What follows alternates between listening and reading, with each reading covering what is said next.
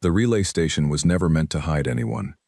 It was a communications node, buried 300 meters below the surface of Cathara 4, built to handle agricultural data and weather reports, and the quiet administrative traffic that colony worlds produced in enormous quantities. Every single day, it had a small power cell, a single terminal, a narrow corridor that ran the length of the room, and a water recycler that made everything taste faintly of iron. It was not a shelter. It had no weapons, no armor, no defensive systems of any kind. But it had walls of solid rock above it, and the Yathari Dominion had not known it existed, and that single fact was the only reason Commander Rael Voss was still breathing. He had been underground for 11 days. He knew this because he had scratched marks into the wall beside the terminal with a piece of bent wire he had found in a maintenance panel on day 2. 11 lines, each one standing for a full rotation of a planet that no longer had anyone left on it to notice the rotation happening. The Yathari had been efficient. That was the word that kept coming back to him whenever his mind settled on what had occurred. And he hated the word specifically, because it was exactly right. Efficient. No drawn-out campaign, no occupation, no attempt to hold the planet for its resources, or its position in the trade lanes, or any other reason he might have expected to find. They had arrived in 6 large vessels and established a clean orbit and proceeded to systematically eliminate every human settlement on Cathara 4 over the course of 4 days. Rael had watched the first hours through the external sensor array before the Yathari destroyed the surface installations. He had seen the settlement grid on the display, each point of warmth representing a place where people were living their lives, where kitchens were in use and workshops were running, and school buildings were full of children sitting at desks. He had watched those points of warmth disappear in a sequence that was so organized it felt almost administrative. Largest settlement first, then the next largest, then working steadily through the smaller ones in descending order, the way someone works through a list when they want to be certain nothing is missed. Then the sensors went dark, and he had nothing left but the silence and the hum of the recycler and the taste of iron in every sip of water. He did not leave the station. There was nowhere to go. The surface of Cathara 4 was empty in a way that had nothing to do with its geography. He could have climbed out and walked in any direction for as far as his legs would carry him, and found nothing that had not always been there. Whatever method the Yathari had used, it had been precise. It had not disturbed the landscape. The planet looked exactly as it always had. It was only missing the people. He did not cry. He was not sure why. He had expected to, somewhere around the 3rd day underground, when the silence became heavy enough to press against his chest in a physical way.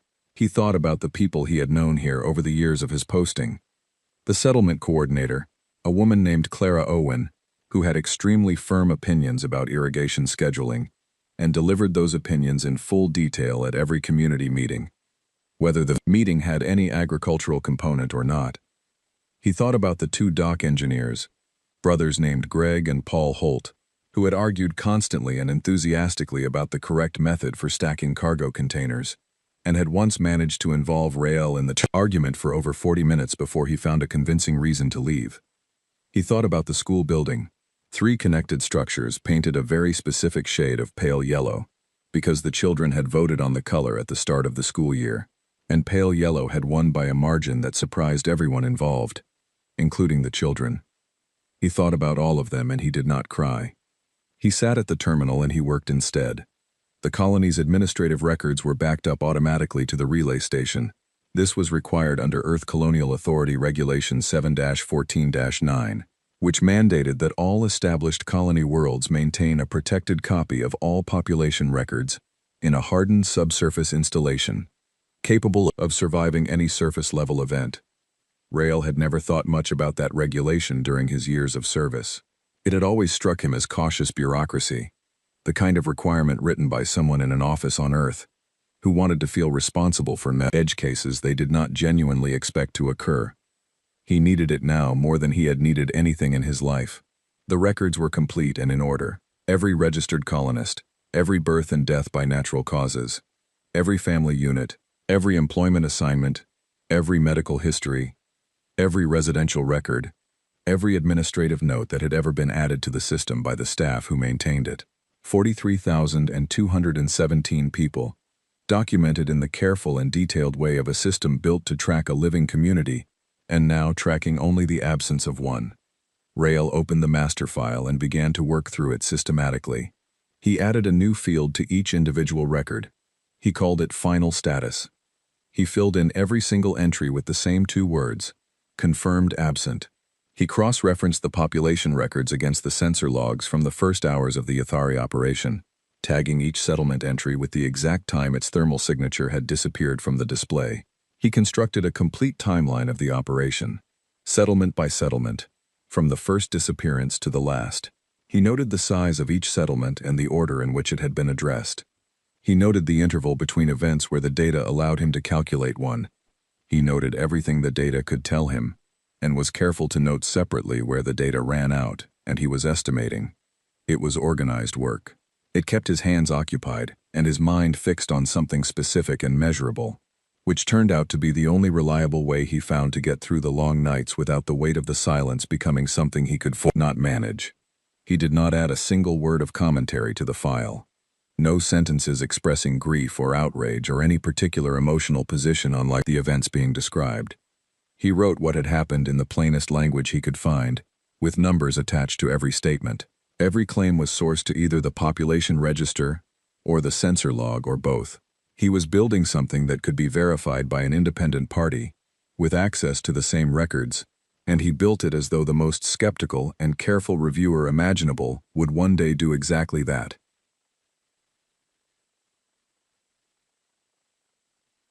He finished on the 9th day. He spent the entire 10th day reading through the completed file from start to finish, checking every entry against its sources.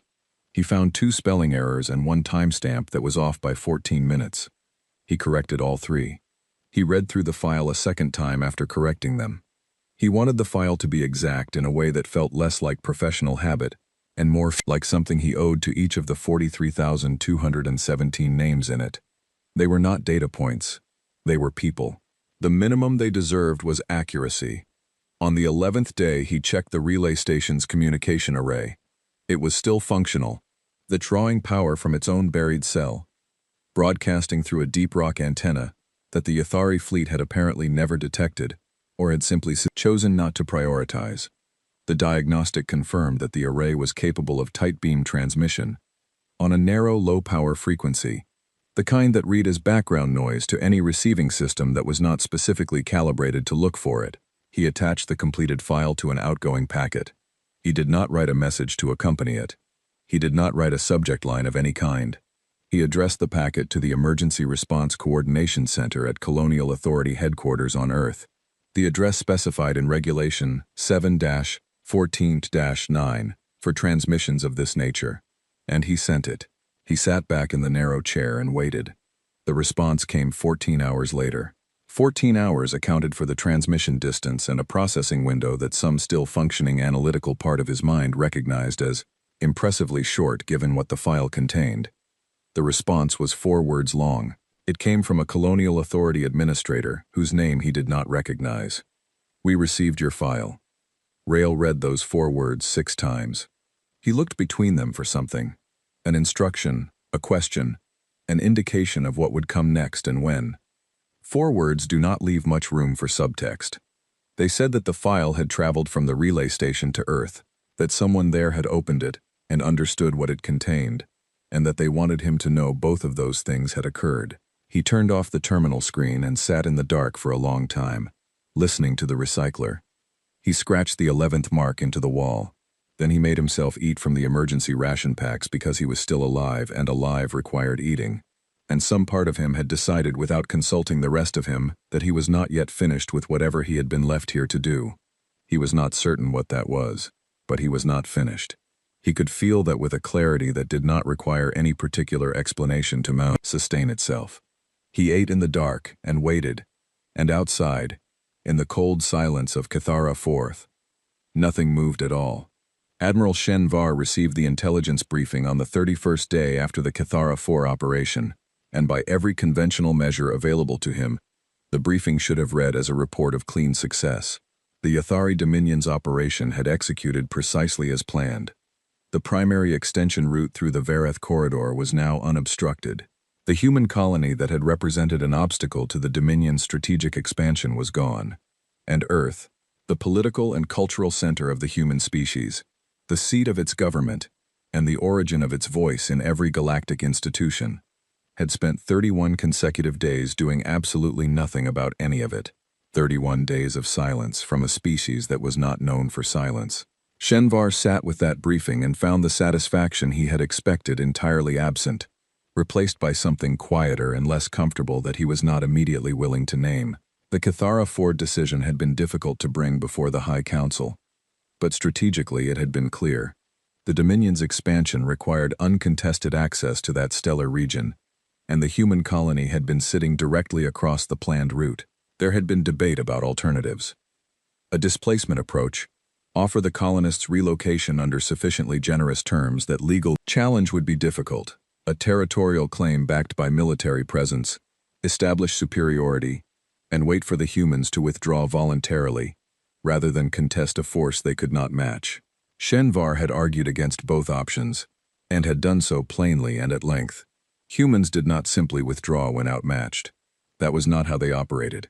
They documented, they appealed, they filed challenges with every institutional body that would hear them, and they pursued those challenges across decades if necessary, because they were patient and they believed in process, and they had spent 3 centuries building the processes they believed in.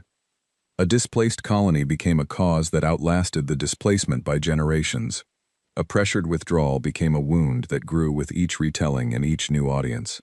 The only approach that left no residual problem was the one that removed the foundation from which any future challenge would need to be built. The High Council had agreed. The operation had proceeded with the precision Shenvar had specified.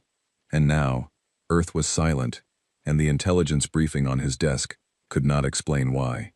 No governmental address, no collective statement of grief from any recognized political body. No emergency session of the Galactic Assembly had been called or requested or even informally proposed. No human diplomatic representative had filed a formal protest through any recognized channel in any jurisdiction. Human ambassadors in 3 separate star systems had simply stopped attending scheduled meetings. No explanation offered, no replacement representatives sent, no communication of any kind from the absences. Just empty chairs at tables where human delegates had previously been present and vocal. The monitoring data from the first 2 weeks after the operation described normal human traffic patterns in the border regions. The 3rd week showed a decrease. By the 4th week, the decrease was significant. Cargo vessels continued to move through established trade lanes, but fewer of them, carrying lighter loads, and the composition of those loads had shifted toward food and manufacturing components and medical supplies. The freight profile of a society pulling resources inward rather than maintaining external commercial engagement. Human embassies across Yathari-aligned space had gone dark. Quietly, without announcement, staff recalled over a period of days. Buildings left without personnel or activity. A polite notice on each door directing inquiries to the colonial authority on Earth, and stating that the embassy was temporarily closed. No return date given. No explanation of the closure beyond the fact of it. No one had successfully directed any inquiry to the colonial authority on Earth, because every standard communication channel connected to that address was technically active and producing no response whatsoever. Shenvar called Vel Sorath into his office. She was his chief intelligence analyst. 20 years spent studying human political psychology. 3 well-regarded publications on the behavioral patterns of human institutions under stress. She was not someone who reached for comfortable conclusions, and that was exactly the quality he needed from her right now. He placed the briefing on the table between them and said simply, "Explain the silence." She read through it slowly, the way she always did even with documents she had reviewed before, because she believed the second careful reading produced different things than the first. When she set it down, she had the measured expression she wore when she was about to say something that was true but incomplete. "Grief," she said. "The human population has lost 43,000 of its people. Political responses to large-scale loss often go quiet, not because the political will is absent, but because it is temporarily overwhelmed by the weight of the loss itself. The institutions continue to function, but the motivation to engage with external frameworks is displaced by the need to process what has happened internally. This is the most consistent explanation for the full pattern: the silence, the embassy closures, the reduction in external trade, the withdrawal of diplomatic personnel. Duration, historically, he said, depending on scale and context, 3 months to over a year. A year of silence from Earth was operationally useful. It gave the Dominion time to establish its presence in the Vareth corridor, with enough depth that any future human challenge would face a physical reality rather than a contested claim. He had taken considerable comfort from that calculation in recent weeks. Your other assessments, he said. She met his eyes with the expression she reserved for things she would rather not say, and was going to say anyway, because accuracy mattered more than his comfort or her own. My second assessment, she said carefully, is that the silence is strategic rather than emotional. That the humans have looked at this situation and concluded that their standard institutional responses, formal protests, legal challenges, appeals to the Assembly, are not the response they want to make to what occurred on Cathara 4, and that they are presently engaged in determining what response they do want to make, and preparing whatever that requires. The room held a different quality of quiet after she said that. That is a fundamental departure from their established behavioral patterns, Shenvar said. Yes, she said. It would be. He asked which assessment she personally held. She thought about it for longer than a simple question usually required from her. I think, she said at last, that we should not take comfort in either of them until we have considerably more information than we currently have. Both assessments are consistent with the observable data. I cannot tell you which one is correct from what I can see. He dismissed her and read the briefing again, more slowly, looking for what he might have passed over. He found nothing new. The silence was total and consistent across every point at which humanity had previously been present. He told himself grief was powerful but temporary, that humans would surface eventually with their arguments and their legal frameworks and their passionate presentations to whatever body would hear them. He told himself the Dominion would handle whatever came through established procedures. He told himself this with a degree of confidence he noticed, privately, was less complete than he would have preferred. That night he added 2 monitoring stations to the outer perimeter of the Vareth corridor. Routine enhancement, he noted in the order. Standard precautionary coverage in a newly acquired region. He did not note that he was watching the outer edge of the darkness more carefully than usual because he was not entirely certain what the darkness contained. On the 32nd day, a border station filed a contact report. Unidentified vessel detected at long range on the outer perimeter. No response to standard hailing frequencies on any channel. No match in the Dominion's identification database at any confidence level. By the time a patrol ship reached the contact coordinates, there was nothing at those coordinates to find. The duty officer filed it as a sensor anomaly. Shenvar read the report 4 times. He added 3 more stations to the outer perimeter. On day 35, a second contact report arrived from a different station at a different position on the outer arc. Same profile, unidentified vessel. No response to any hailing attempt. Nothing present when the patrol arrived. This one had stayed on sensors slightly longer before disappearing. Velsoreth's second assessment was beginning to feel considerably less theoretical. Shenvar assembled his senior staff on day 37 for a detailed review of the outer perimeter contact records. He spread every report from the preceding weeks across the analysis table and had his staff examine them collectively for the first time, rather than individually as they had arrived. His technical officer confirmed all systems were operating within normal parameters. There was no equipment malfunction that would account for repeated phantom contacts of this specific signature profile. His tactical officer, Commander Yethnara, looked at the mapped positions of all the contacts for a long moment and then said, "Something is out there that does not want to be seen, and it is only being detected because it is choosing to allow itself to be partially detectable." The room was very quiet. She said, "I believe it is mapping our response patterns, learning our reaction times, identifying our gaps." Shenvar looked at the arc of contacts on the map. He thought about 43,000 names in a file that had traveled from somewhere underground on Cathara 4 to Earth, and about 31 days of total silence from a species that had built its galactic reputation on being the loudest, most persistent, most documentation-obsessed presence in any forum it had ever joined. He added 6 more stations to the outer arc, moved 3 additional warships into the corridor, and went back to his office. He did not sleep well that night, or the night after. On day 42, one of the newly placed sensor drones detected a contact that lasted 11 seconds before disappearing, long enough to produce a slightly more detailed signature than the earlier reports. Velsorath analyzed the signature for 6 hours, and came to him in the evening, with her analysis in hand. She said the signature was consistent with a human vessel class that had not appeared in any external registry update in the past 2 years. The hull profile, insofar as it could be extracted from 11 seconds of partial data, matched a class that the Dominion's intelligence records showed had been retired from active human service 18 months ago. Either the records were wrong, or something that was supposed to no longer exist was operating in the outer Verath corridor in a way that produced no confirmable evidence of its presence. He stared at her analysis for a long time.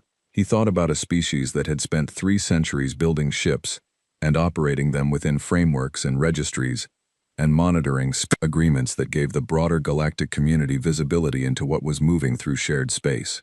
He thought about what it would mean if a species decided to maintain vessels that appeared in no active registry. He thought about what that required in terms of advanced planning, and what it suggested about how long in advance the planning had begun. He added the analysis to his growing private file, and authorized a classified request to the High Council for additional warship deployments, framing the request with enough caution that it would be approved without requiring him to explain every element of what he was tracking. He was not yet ready to explain every element, because he was still not entirely certain what he was looking at, and he was experienced enough to know that incomplete explanations of unusual situations to High Councils tended to produce unhelpful responses. What he was certain of was that 31 days of silence from Earth, followed by phantom contacts along the outer corridor perimeter, followed by a partial signature consistent with an unregistered human vessel class, was not a coincidence. He was also certain that if Velsorath's second assessment was correct, he was not looking at a response in progress. He was looking at preparation, and he did not know, and could not determine from anything currently available to him, how long the preparation had been underway before the silence began. That uncertainty was the thing that stayed with him most. Not what he could see, but what might already be complete that he could not see at all. The ship that arrived at Cathara 4 on the 44th day was not a warship, and Rael spent a long time looking at its registry profile on the sensor feed before he said anything, or moved from the chair beside the terminal. He had spent 44 days underground. His ration supply was running low. He had read through the colony's administrative records so many times that certain entries had become as familiar to him as things he had personally witnessed, which was a strange quality to develop about a spreadsheet, but was the particular strangeness of his 44 days. He marked each morning on the wall before doing anything else. He slept more than he needed to because sleeping passed time. He maintained the relay station systems with more attention than they strictly required for the same reason. He had received 2 more transmissions from Colonial Authority headquarters, one on day 19, confirming the file had been forwarded to appropriate governmental bodies, and one on day 31, telling him a vessel had been dispatched to his location, and that he should maintain his position and conserve his resources. Neither transmission had told him what kind of vessel. The Colonial Survey ship Orin. He knew the designation class from his early career. A deep scan documentation and census platform. No weapon systems. No reinforced tactical hull. An extensive sensor array occupying most of the vessel's upper section, built for precise and comprehensive analysis of physical environments and their histories at the molecular level. It was the most thorough documentation instrument in the Colonial Authority's civilian fleet. It was designed to find out exactly what had happened somewhere, and build a record of it that would survive any level of scrutiny from any reviewer, internal or external, friendly or hostile. Earth had not sent a warship. It had sent the thing built specifically to find out the truth of what happened to a place, and write that truth down in a form that could never be credibly argued away. Rael climbed out of the relay station. The cold, thin air of Cathara 4 moved against his face, and he stood at the surface entrance for a long moment, adjusting to open space. 44 days in a room the length of a corridor. The sky above him was a pale gray blue. The land stretched in every direction, empty and cold and absolutely still. To the east, where the largest settlement had been, there was a difference in the texture of the ground. A variation in the color of the soil that you had to already know was significant to recognize as significant. If you did not know what had been there, you might not notice anything at all. The shuttle came down from the Orin, and Rael walked to it.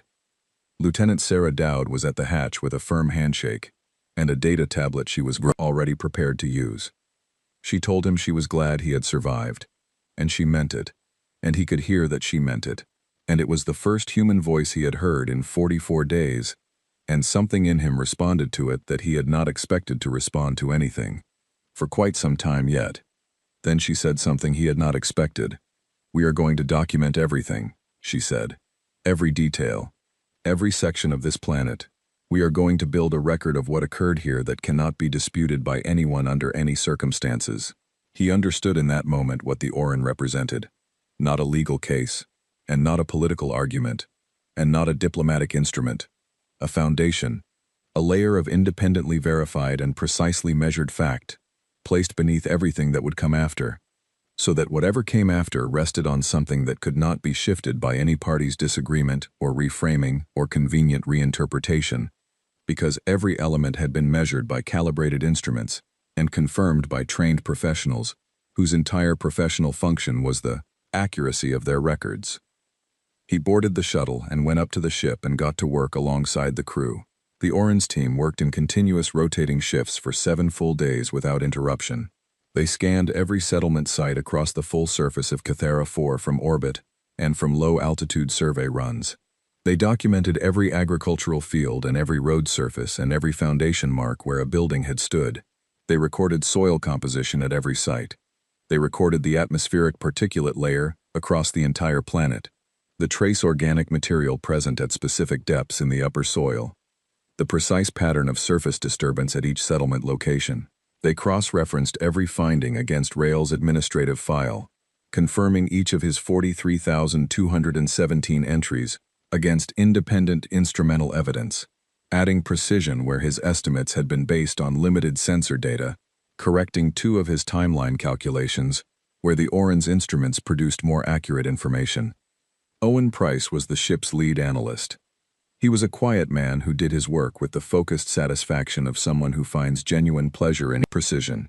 He reviewed Rael's original documentation file on the 3rd day of operations and said, with the considered tone of one professional assessing another's methodology, that the work was sound. "The methodology holds," Price said. "The data is clean. You stayed inside what you could actually verify." "I was not certain of much," Rael said. "You were certain of the names," Price said, "and you kept them accurate. Everything else in the file is built on the names. The names being accurate is the foundation." He said it as an analytical statement, a description of the logical structure of the file, not as a sentimental observation about the dead. Rael found this more stabilizing than anything sentimental could have been. It acknowledged what the file was without placing anything over it that it did not need. On the 7th day, Price compiled the final documentation package. He showed it to Rael before transmitting it to Earth, going through the structure section by section so Rael could see how his original file had been integrated with the Orin's instrumental data. Every entry confirmed or corrected. Every correction explained with a reference to the specific instrument and scan that produced the more accurate figure. Every gap in the data honestly described as a gap with a reason. The file was built to survive review by a reviewer who was actively trying to find something wrong with it, and was very good at finding things wrong. There was nothing wrong to find. It was, Rael thought, the most thorough and defensible account of an event he had ever seen in any context. He asked Price what the file would be used for. Price looked at it on his screen for a moment. Then he said, "I expect it will be used for exactly what it is. Nothing more, nothing less." Rael thought about that answer for the remainder of the day. The transmissions from Earth arrived 2 days after the Orin completed its work. The captain read them aloud on the bridge with the measured tone of someone who has read the contents once already, and has decided that the best way to deliver them is plainly and in full without editorializing. No military orders. No declaration of engagement against the Yathari Dominion or any of its affiliated forces or territories. No petition filed with the Galactic Assembly. No request for an emergency session of any regional or galactic body. No statement of grievance addressed to any party. 41 simultaneous formal notifications of withdrawal. each one addressed to a specific galactic institution or treaty organization, each one stating that Earth was withdrawing from the named body, effective immediately.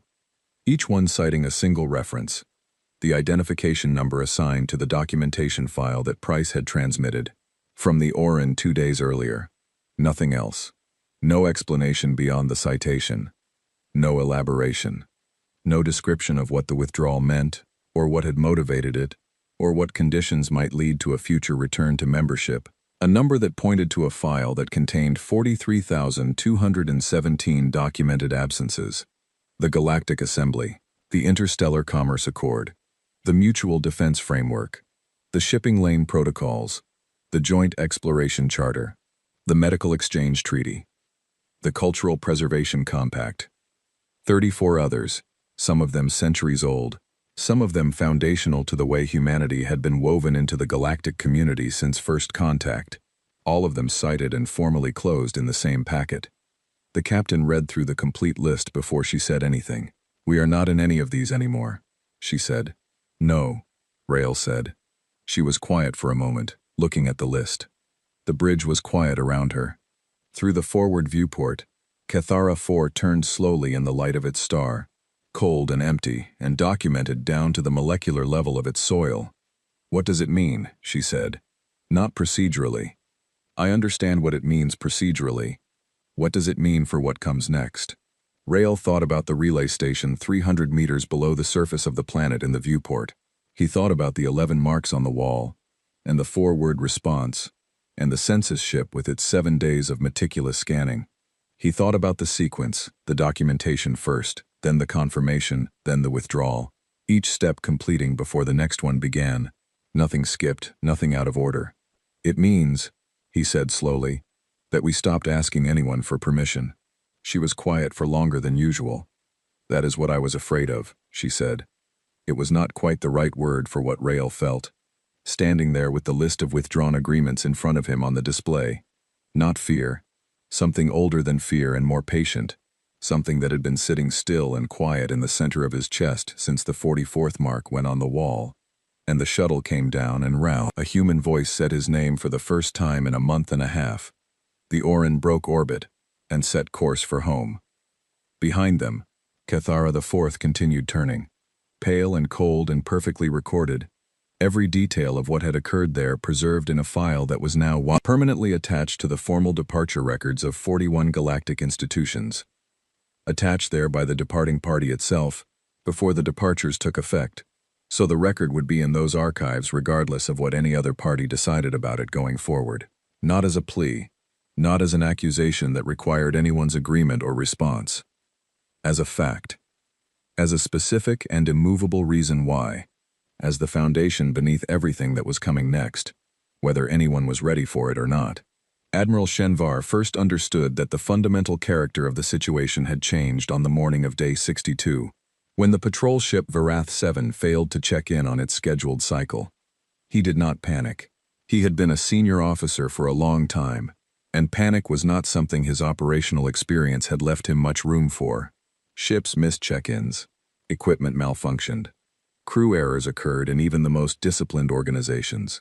The standing procedure called for a secondary contact attempt after a 6-hour window and then, if that produced no response, a patrol vessel dispatched to the last known coordinates to investigate and report. These procedures existed because failures of routine contact were common enough to require standardized handling, and Shenvar had overseen dozens of them over his career. The secondary contact attempt failed.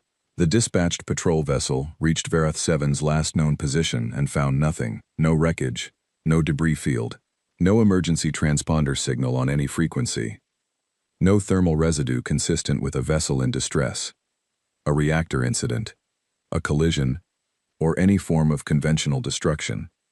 The patrol ship spent 48 hours conducting a systematic expanding search in all directions from the last confirmed coordinates, and found nothing in any direction at any distance. 46 crew. A functioning military patrol vessel, transmitting a routine check-in 14 hours before its scheduled report. Gone with no physical evidence of any kind to indicate where it had gone or what had happened to it. Shenvar classified the report at the highest available level, and convened a private meeting with Vel Sarath and his two senior tactical officers, Commander Yethnara and Sub-Commander Rathvel. He placed the report on the table and waited while they read it. Rathvel said, "Accident," Yethnara said, without looking up from the document. "Catastrophic equipment failures produce wreckage. Reactor incidents produce thermal residue and scattered hull material. Collisions produce debris from both vessels. Explosions of any scale produce debris fields. There is nothing at these coordinates because someone ensured there would be nothing. This is deliberate removal of a military vessel and its crew without recoverable physical evidence. That is not an accident. That is a specific operational outcome that was planned for." Rathvel sat with that for a moment. Vel Sarath said, "The timing is the most important element." Day 62. Earth completed its simultaneous institutional withdrawals on day 51. 11 days pass. Then a patrol vessel in the outer Varath corridor disappears without a single piece of recoverable evidence. I do not believe those two events are unrelated. Shenvar had not believed they were unrelated either. He had called the meeting precisely hoping someone would give him a reason to hold a different position. No one did. He ordered increased patrol frequency across the entire corridor and authorized additional sensor drones along the outer arc. He drafted a preliminary request for additional warship assignments, framing it carefully in terms that would produce approval without requiring him to explain the full scope of what he was tracking, because he could not yet explain it fully, and partial explanations of developing situations to that high councils produced unhelpful responses more often than useful ones. 16 days later, listening post LV-44 went silent. Not a missed report. Not interference. Silent. Immediately and completely. In the middle of an active data transmission. The transmission log showed normal signal for exactly 4.7 seconds and then nothing. No transition. No evidence of a disruption developing. The signal had been present, and then it had not been present, and there was nothing in the gap between those two states that could be read or analyzed or used to determine what had caused the gap. The response team reached the coordinates in 29 hours.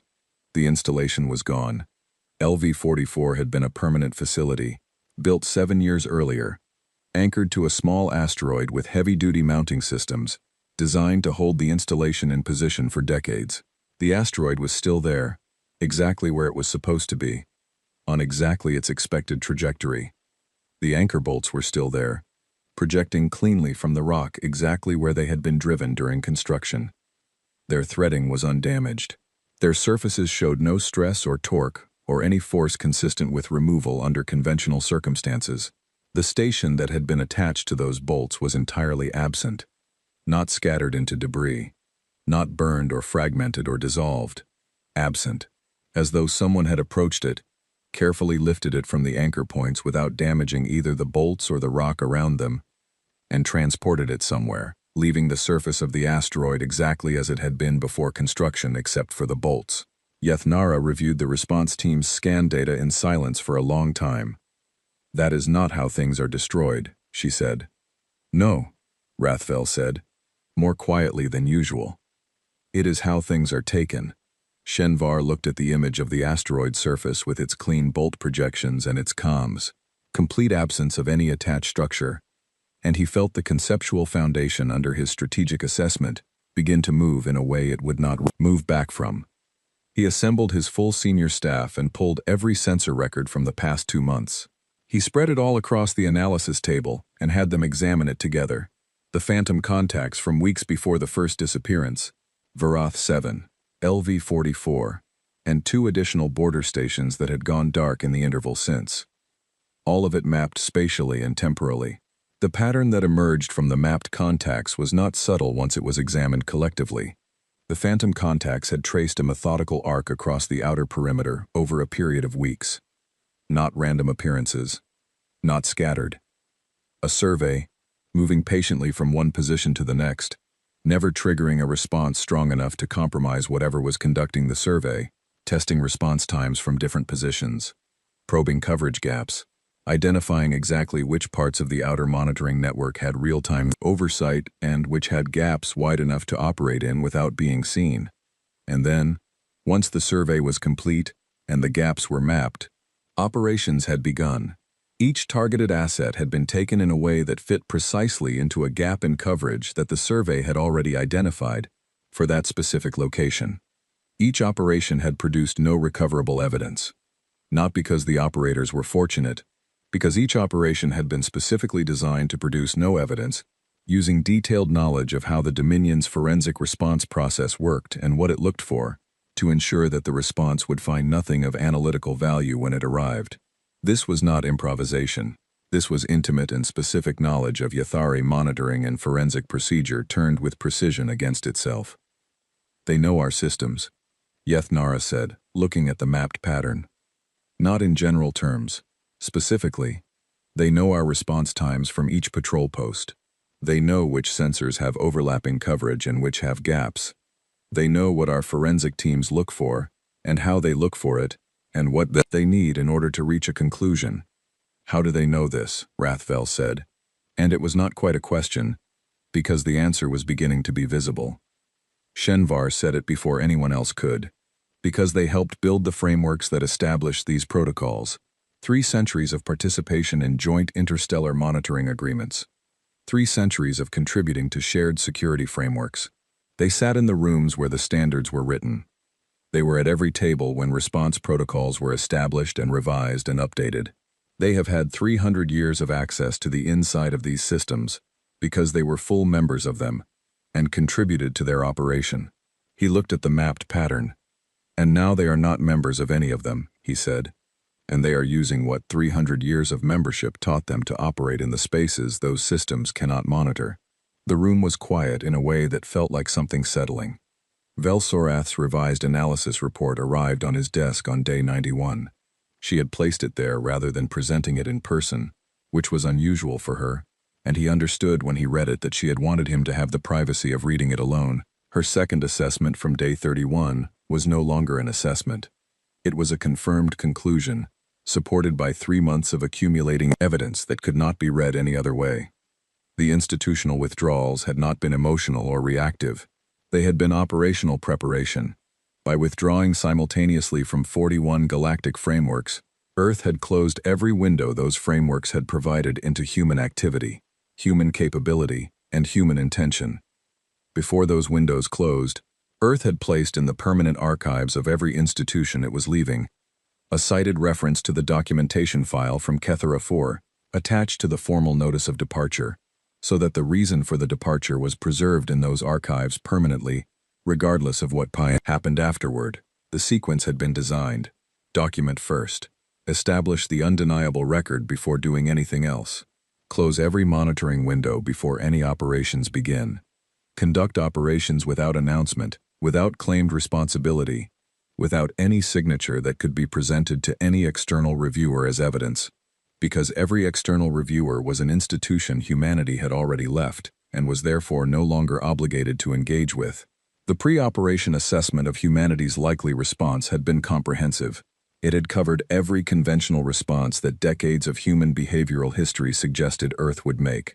It had produced confident probability estimates for diplomatic responses, legal responses, institutional appeals, political campaigns, economic pressure through trade relationships. It had been a thorough analysis of a species whose response patterns were well documented across centuries of consistent behavior. It had not covered this. It could not have covered this, because this had no precedent in the behavioral history the assessment was based on. Humanity had never done this before in any organized form. They had never collectively decided that their established behavioral patterns were insufficient to the situation, and then done something entirely different, and done it with this level of coordination and patience and precision. Shenvar counted the losses. Veroth 7, 46 crew, LV-44 and its personnel, the 2 border stations, the infrastructure investment they represented, the intelligence value of the positions they had held.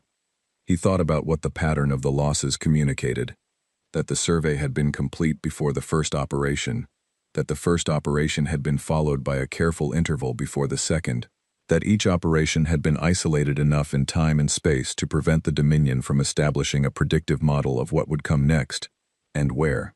They were not striking at random. They were striking in a pattern that was recognizable enough to produce awareness but not regular enough to enable prediction. They wanted him to know they were there. They were not trying to hide the fact of their presence from him. They were hiding only the evidence, only the specific facts that any external body would require in order to hold them accountable in a formal process. Because they had made certain there were no external bodies they were accountable to anymore. He requested emergency contact with the colonial authority on Earth, and sent the request on the morning of day 93. He waited. The response arrived on day 104. 11 days of silence, which he had expected and which he had spent in a state of quiet professional discomfort that was as close to anxiety as he had felt in many years of senior command. The response was a single line. A colonial authority representative would meet with a Yathari Dominion representative at a location of Earth's choosing, at a time of Earth's choosing. The Dominion representative must arrive alone and without any form of armament. The meeting would take place at the location specified in the attached coordinates. The attached coordinates were on the surface of Cathara 4. He read that 3 times. He thought about what it meant to be asked to go to Cathara 4. He thought about what the humans wanted him to see and understand by being asked to stand on that ground. He thought about the census ship and its 7 days of molecular-level scanning, and the complete and verified record of every settlement and every absence and every detail of what had been done there. He accepted the terms. He made the journey alone, as agreed, on a small unmarked vessel, wearing no rank insignia, carrying nothing. The journey was longer than necessary because the coordinates required an approach from a direction that took him past the outer arc of the Verath corridor, past the locations where the phantom contacts had appeared months earlier, past the approximate region where Verath 7's last check-in had originated. He looked at those regions of space through the viewport for a long time during the approach, and saw nothing. There was nothing visible to see. That was exactly the point, he thought, during that approach, about what it meant to be a person who had spent 44 days underground counting names with a bent wire in a wall, and what kind of person that produced, and what Earth had decided to do with that kind of person when it came time to send someone to speak for them. The shuttle descended to the surface of Cathara 4 through cold, gray-blue air. He stepped out onto pale soil under an empty sky. A man in a plain gray coat was standing very still at the edge of the landing site, holding a data tablet with both hands, watching him. The surface of Cathara 4 was exactly as quiet and cold as every scan and report and piece of intelligence data had described it, and standing on it was different from understanding it through data, in the way that standing anywhere is different from knowing about it from a distance. Shenvar walked across the pale soil toward the man in the gray coat. The man waited without moving, without making any gesture to hurry or slow the approach, simply standing with the specific stillness of someone who has already finished with being hurried by anything. The ruins of the largest settlement showed on the horizon 12 kilometers east, a variation in the color of the ground that was visible once you knew to look for it, and invisible if you did not know what had been there. He stopped when he was close enough to speak without raising his voice. "Admiral," the man said. "You are the Colonial Authority representative," Shenvar said. "Commander Rail Voss," the man said. "I was the Colonial Infrastructure Officer assigned to Cathara 4 when the Yathari operation occurred. I compiled the initial documentation file from the relay station subsurface." Shenvar looked at him. He looked at the empty land. He thought about the relay station, buried under his feet somewhere, the iron taste of recycled water, 44 marks scratched into a wall.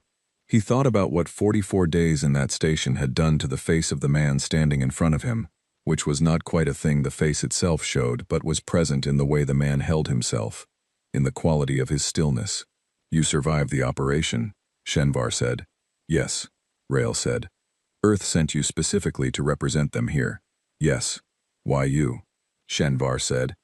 And he genuinely did not know the answer, and genuinely wanted to know it. Rail considered this for a moment. "Because I was here," he said, "and because I counted them." Those 2 sentences stayed in the air between them for a moment, before Shenvar let them settle and moved on. "What does Earth want?" he said. Rail raised the data tablet and held it out. The screen displayed the documentation file. The complete file, beginning at the first entry, the way Rail had compiled it in the relay station.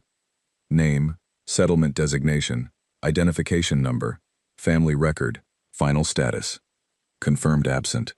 43,217 times. The same two words in the final status field. Shenvar recognized the structure from the intelligence summary he had read months ago. He recognized the format of the entries, the way the timeline was structured in the attached records. The notation system Rail had developed working alone underground with the data available to him. He scrolled to the end of the last entry. Below the last entry there was a space, and then a single line of text that had not been in the original file when the Dominion's intelligence services had reviewed it. 7 words.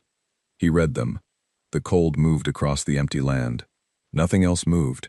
The ruins on the horizon were exactly where they had been for months, not shifting, not changing, simply being what they were and would continue to be. He read the 7 words a second time, carefully. Then a third time, deliberately, giving each word its full weight separately, before considering them together. He looked up at Rail. Rail was watching him with dark eyes and the stillness that had been in his face since Shenvar stepped off the shuttle. Not anger, which Shenvar had expected, had been braced for, had spent the journey out here mentally preparing to meet and manage. Not grief, which the pre-operation assessment had described as the dominant expected emotional register for any human survivors of an event of this scale. Not the passionate moral charge, the urgent demand for accounting, the need to make a case before an authority and have it heard, which 3 centuries of human behavioral history had established as the defining human response to injustice. Something that did not fit any of those categories because it had moved past all of them and arrived somewhere different. Somewhere that had no particular need for Shenvar's acknowledgement or response. The face of someone who has finished processing the interior part of something devastating and has come out on the other side not healed but changed. And the change is permanent, and they know it. Is this everything? Shenvar said. His voice came out quieter than he had intended it to. Rail said. Shenvar looked at the 7 words. There was no demand in them. He read them again, looking specifically for the demand, and found none. No ultimatum framed as a condition that required satisfaction. No timeline after which consequences would follow. No list of actions the Dominion was required to take or refrain from taking. No invocation of any law or principle or shared galactic norm, because humanity had removed itself from every framework through which shared norms were enforced, before it sent a single person to stand on this ground. There was no threat in them in any language Shenvar had spent his career learning to identify and assess. A threat implies a conditional structure. If this, then that. These 7 words had no conditional structure. They described a state. They said what was true. They did not offer any alternative version of what was true, or suggest any mechanism by which the truth they described might be revised. They were, he understood, standing on the cold, pale soil of Cathara 4 in the gray-blue air, a statement of nature. Not intent. Nature.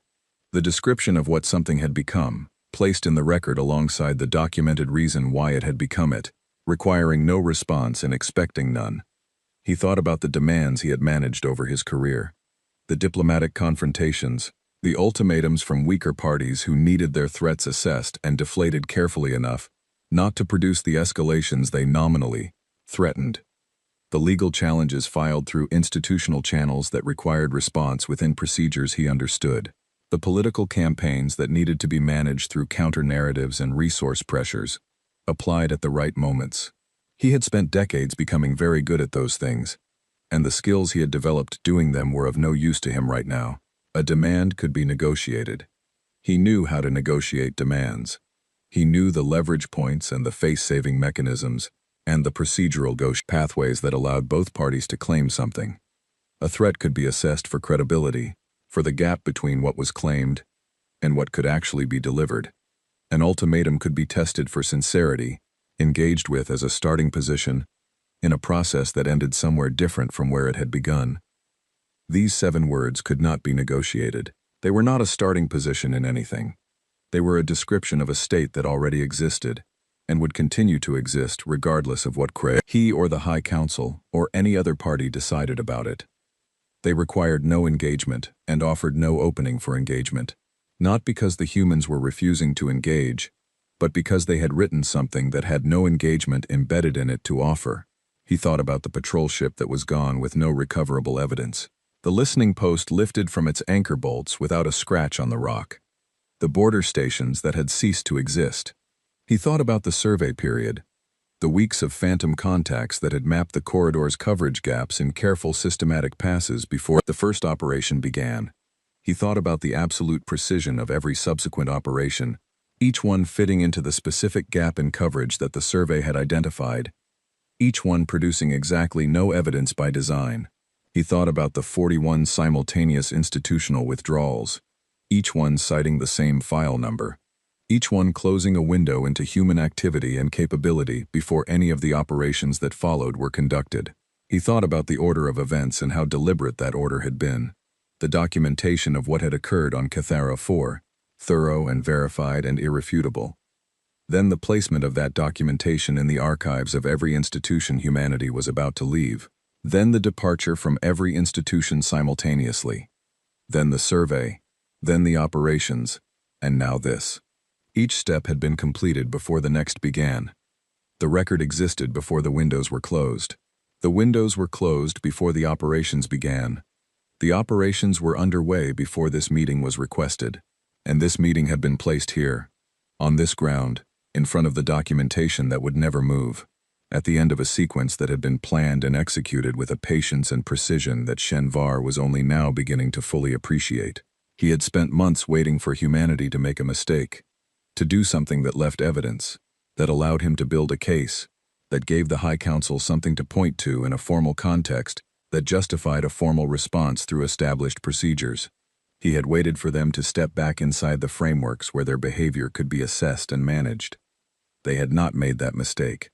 They had understood, apparently from the beginning, that the frameworks were the thing to stay outside of, and they had stayed outside them with a discipline that his entire pre-operation assessment had not imagined them capable of. The pre-operation assessment had been built on 3 centuries of human behavioral history. 3 centuries of consistent, documented, predictable human behavior in response to territorial aggression and institutional injustice. 3 centuries of appeals and protests and legal challenges and passionate speeches before recognized bodies. The assessment had been thorough. The probability estimates had been well supported. The analysts had done careful and professional work. What the analysts had not accounted for was the possibility that the humans were aware of their own behavioral history, that they had access to the same 3 centuries of documentation, that they could look at their own patterns and decide, collectively and without announcement, that those patterns were the wrong tool for this particular situation, that the version of themselves that would produce those patterns was not the version they needed to be right now. He had understood humanity as a species defined by its commitment to institutions and processes. He had built his entire strategic assessment of the Cathara 4 decision on that understanding. He had predicted, with confidence, that humanity would fight this through the systems it had built and trusted, because that was what humanity had always done, and there was no precedent in 3 centuries of behavioral history for doing otherwise. There was precedent now. He returned the data tablet to Rail with both hands, the way you return something to its owner when you are finished with it, and want the return to be clean. I will carry this to the High Council, he said. Yes, Rail said. You will. Shenvar turned and walked to the shuttle. He did not look at the ruins on the horizon. He had seen them when he landed. One look had been sufficient. He would carry what one look had given him for the rest of his life, without needing to add to it. The shuttle lifted, and Cathara 4 fell away below him. The pale, cold land and the gray-blue sky, and the man in the gray coat standing at the landing, sight, growing smaller, becoming a point, becoming invisible against the planet's surface. He sat with the 7 words during the return journey, and he did not try to find a way to manage them or respond to them or present them to the High Council in a framing that made them something other than what they were.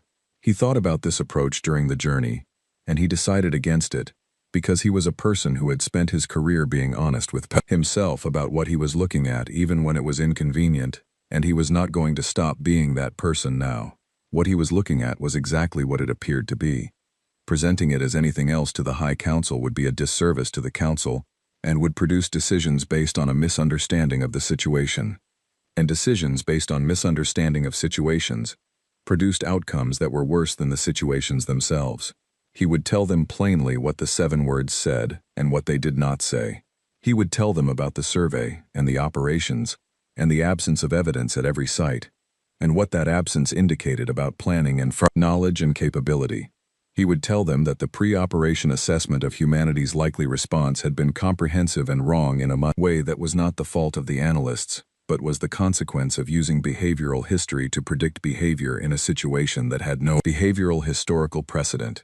He would tell them that he did not know how long this would continue or what it would take for it to stop, not because he had not thought about those questions, but because the 7 words contained no answer to them, and nothing else he had access to, and contained an answer to them either.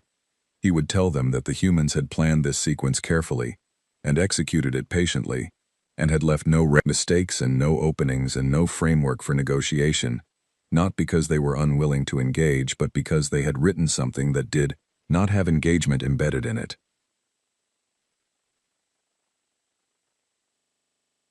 The High Council met in private session 2 days after he returned.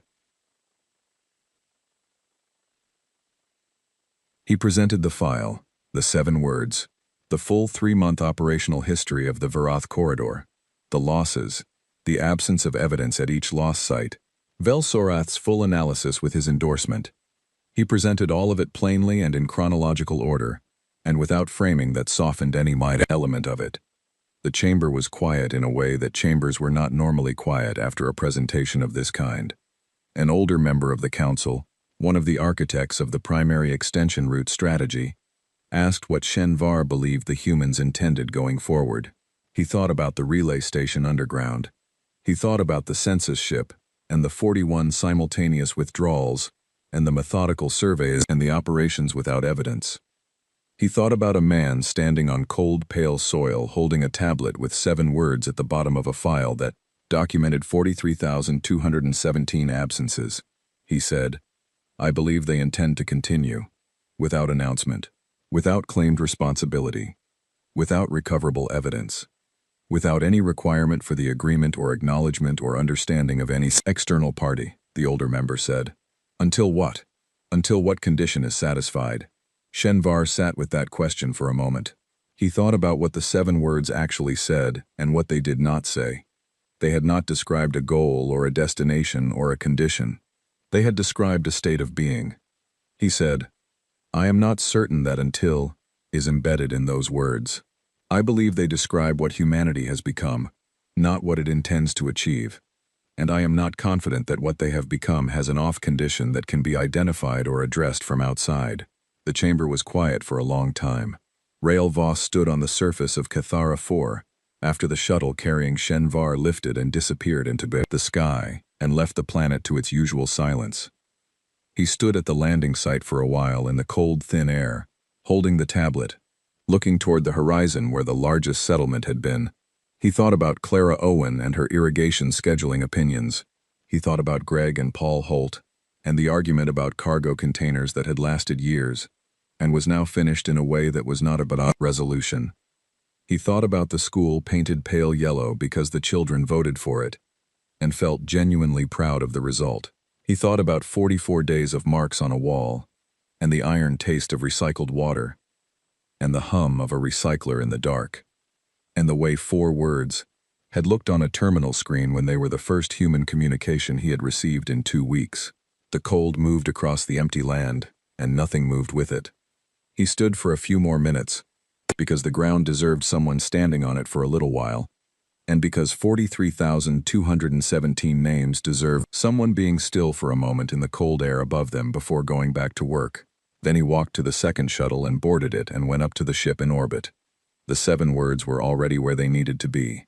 They had been placed in the permanent archives of 41 galactic institutions as a cited reference in a formal withdrawal notice, and those archives were maintained by institutions that continued to exist regardless of whether humanity participated in them, and the words would remain in those archives permanently, immovable and clear.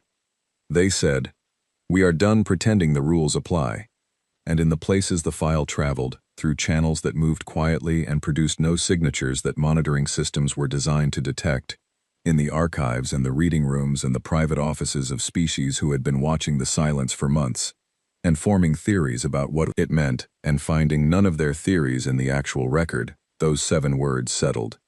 Not with noise, with the specific and particular weight of something that is simply true. The galaxy had spent 300 years knowing a version of humanity that had chosen to be bound by the same rules it had helped write. The version that filed its grievances through proper channels and appealed its losses to recognized bodies, and trusted that the frameworks would eventually produce justice if the evidence was presented carefully enough and the patience held. The version that had looked at every injustice it encountered and reached first for the process designed to address injustice. That version had looked at what had been done on Cathara 4. It had looked at 43,217 names, and it had looked at the frameworks it had trusted for 3 centuries, and it had made a decision. Not angrily, not in a moment of passion or grief. Carefully, in order, with the record established first so the record could not be questioned, and the windows closed so the operations could not be observed, and the operations conducted without evidence so the accountability could not be demanded through any process it had already left. What stood now in the place of the civilized version was something older, something that had been there all along, underneath 3 centuries of institution building, patient and quiet, and very, very good at waiting for the right moment to become necessary. It counted everything. It documented everything.